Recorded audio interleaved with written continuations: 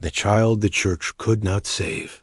This story is about a child whose case never reached a final right because the church determined that intervention itself was making the situation worse.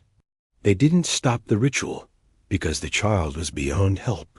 They stopped because every attempt to help made the presence stronger. The child was brought in quietly, accompanied by 2 family members and a parish priest who had delayed the referral longer than he should have. There were no dramatic symptoms, no violent outbursts, no voices speaking through the child, no fear of sacred objects. That absence was what raised concern.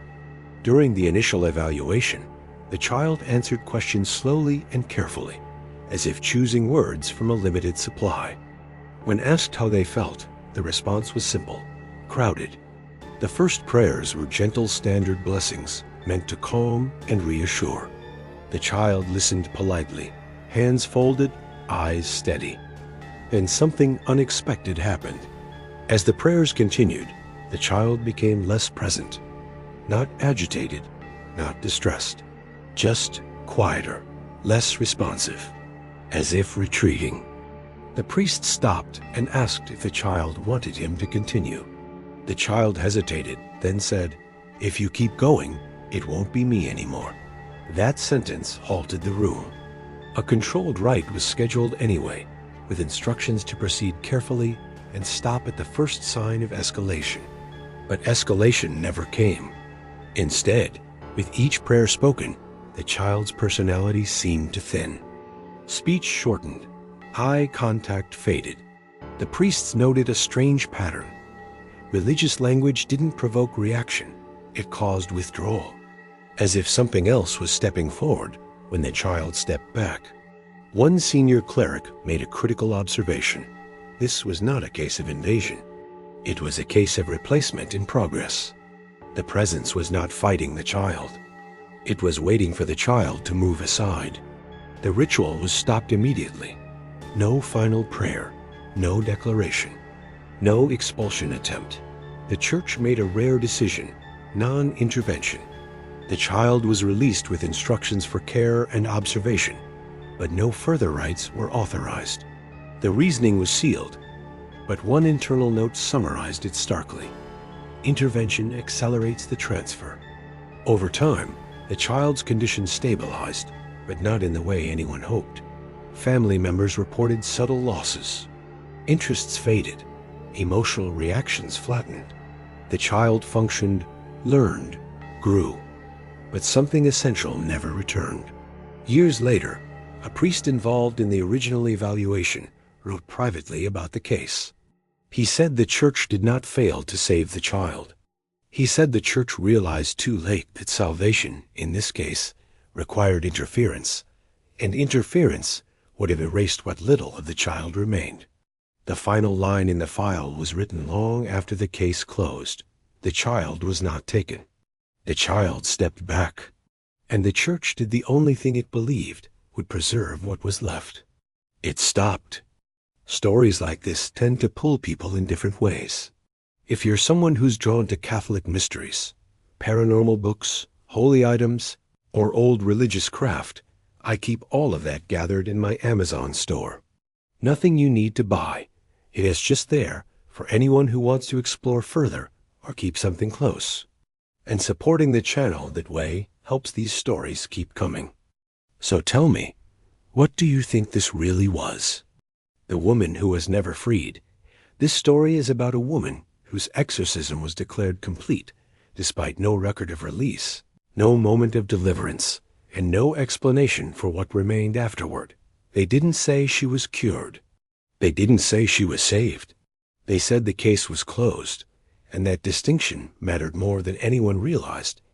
She arrived under escort, not restraint. That detail alone unsettled the clergy.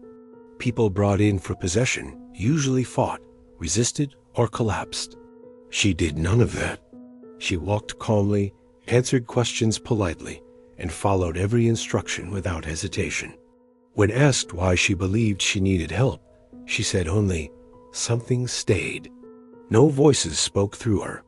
No violent reactions followed holy objects. No visible signs presented themselves. Yet every priest who sat across from her described the same sensation, a persistent awareness that the conversation was being observed from somewhere just behind her eyes. The first ritual produced no effect. Neither did the second. During the third, something changed not in her behavior, but in the room. Witnesses later struggled to explain it. They said it felt as though space itself had shifted slightly, like furniture moved an inch closer without being touched. She finally spoke during a pause in the rite, not loudly, not urgently. She said, "You're trying to finish something that didn't begin." That statement halted everything. The exorcism team debated privately. There were no grounds to escalate, no danger, no aggression, no deterioration.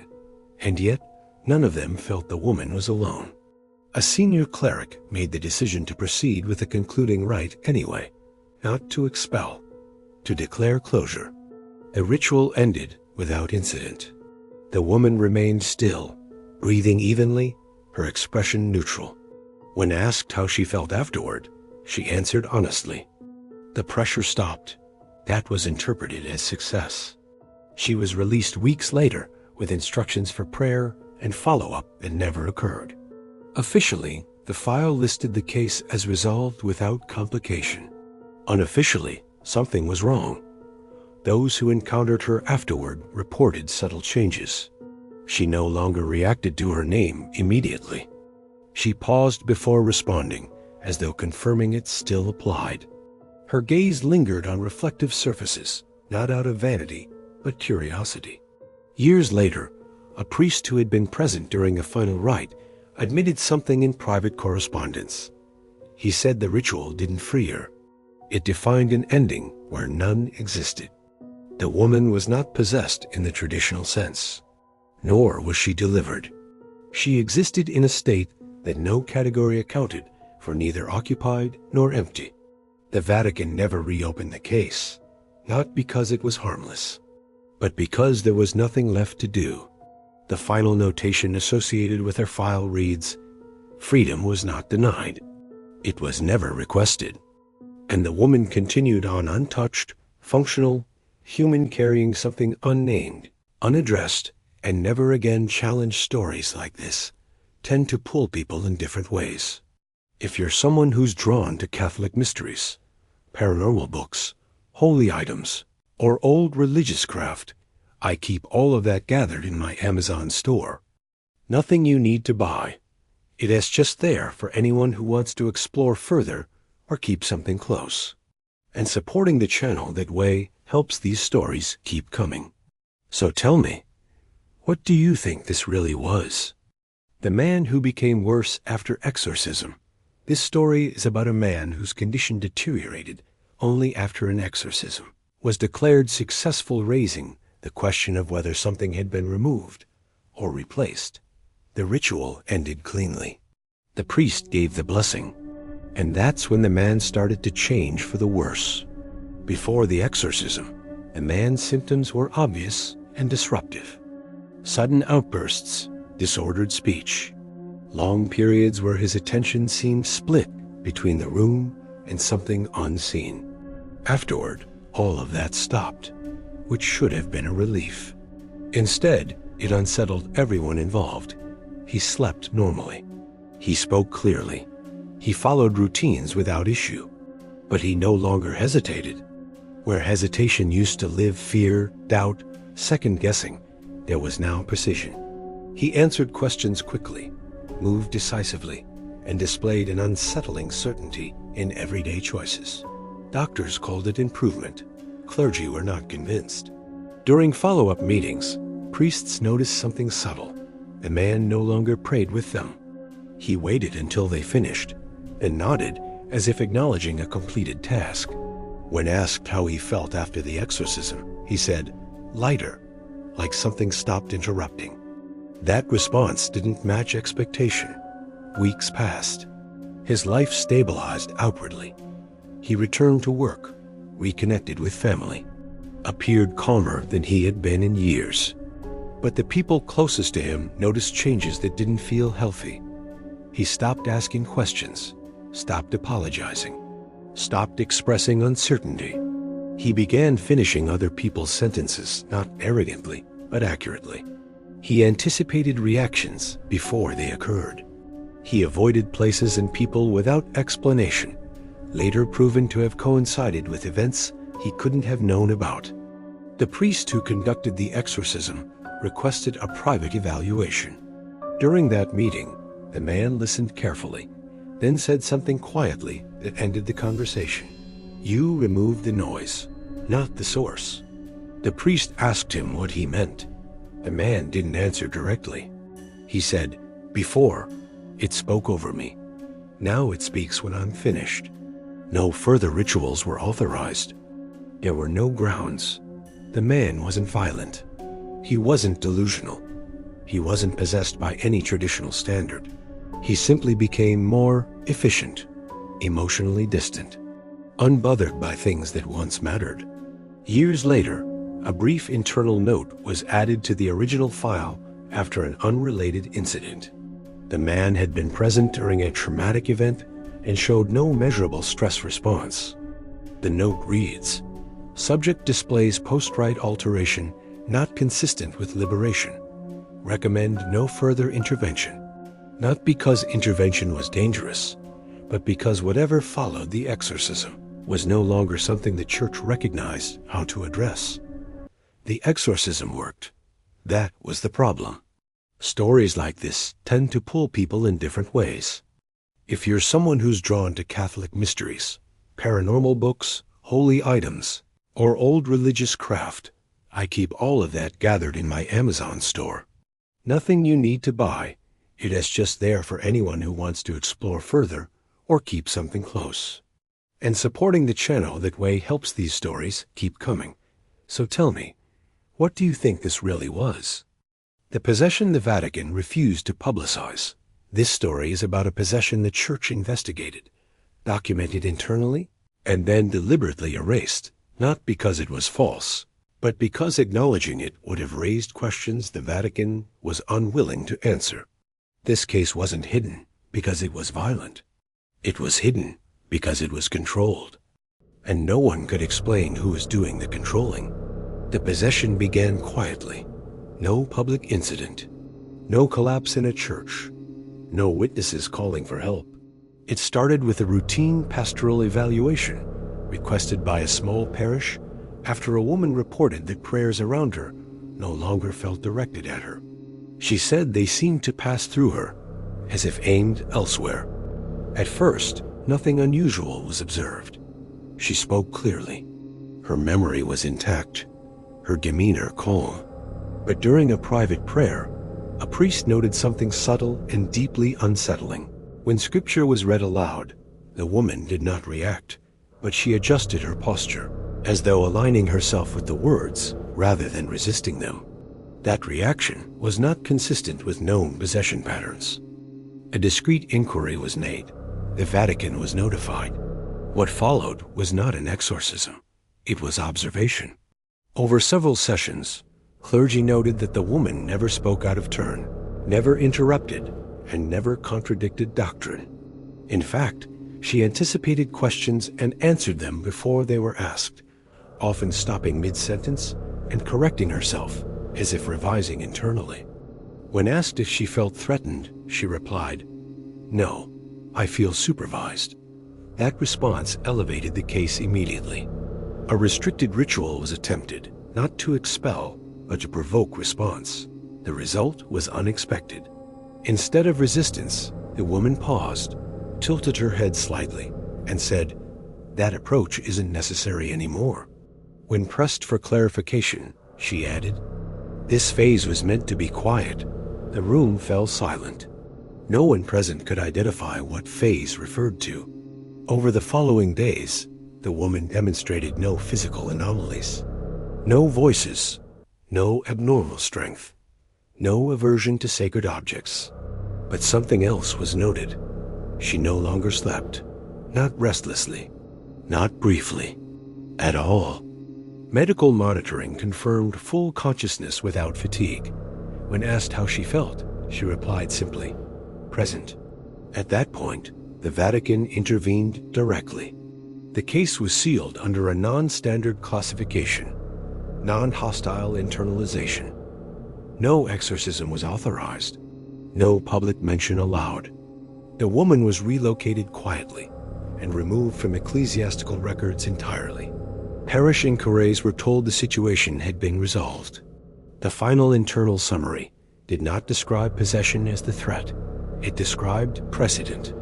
The closing sentence of the report explains the silence. This case cannot be public because it suggests permission without request and presence without conflict. No further documentation exists.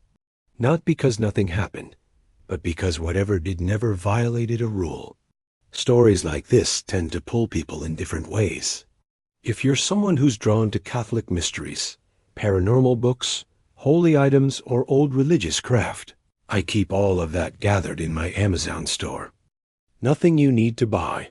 It is just there for anyone who wants to explore further or keep something close. And supporting the channel that way helps these stories keep coming. So tell me, what do you think this really was? The exorcism that ended in a priest's death. This story is about an exorcism halted mid-rite after the officiating priest collapsed, an event officially ruled natural, but internally marked as procedural termination due to fatal interference. The priest didn't die during the struggle. He died after it stopped, when everyone believed the danger had passed. The exorcism took place late at night, not in a church, but in a temporary room prepared inside a clerical residence. The subject had already undergone 2 rites elsewhere, both abandoned when the presence became unusually restrained. No screaming, no thrashing, no resistance. That restraint raised alarms. The priest assigned to lead the final rite was experienced quiet, methodical, and known for avoiding confrontation during rituals. He believed force escalated outcomes. This time, the subject responded calmly, too calmly. When addressed, the voice did not argue. It waited. The priest continued anyway. As the rite progressed, witnesses noted something unsettling. The subject was no longer reacting to holy words, but the priest was. His breathing slowed. His posture stiffened. He paused frequently, as if listening for something no one else could hear. At one point, the subject spoke, not loudly, not aggressively, but clearly. "You're getting tired." The priest did not respond. Instead, he adjusted the ritual, shortening segments, skipping repetitions, moving forward faster than protocol allowed. Observers later said it felt as though the ritual had reversed roles, like the priest was being guided through it. Near the end, the priest placed his hand on the subject's shoulder. That was not required. The subject leaned forward and whispered something directly into the priest's ear. No one else heard the words. The priest froze. Then he stepped back, looked confused, and said quietly, "That wasn't meant for me." He collapsed seconds later. No convulsions, no wounds, no visible trauma. The subject immediately fell unconscious. Emergency response was delayed by procedure. By the time help arrived, the priest was dead. The exorcism was never resumed. The official report listed cardiac failure due to stress. The internal addendum disagreed. It stated that the priest's death occurred after the ritual disengaged, not during exertion or conflict. One observer noted something chilling. When the priest fell, the subject exhaled slowly, like someone finishing a long explanation. The room was cleared, records sealed. The subject recovered fully and was released weeks later. But the final line in the restricted file reads, "The rite did not claim him. The exchange did." The church quietly altered protocol after that night. No priest was ever again allowed physical contact during a final stage exorcism. Not because touch was dangerous, but because something had learned who to speak to. Stories like this tend to pull people in different ways. If you're someone who's drawn to Catholic mysteries, paranormal books, holy items, or old religious craft, I keep all of that gathered in my Amazon store. Nothing you need to buy. It is just there for anyone who wants to explore further or keep something close. And supporting the channel that way helps these stories keep coming. So tell me, what do you think this really was?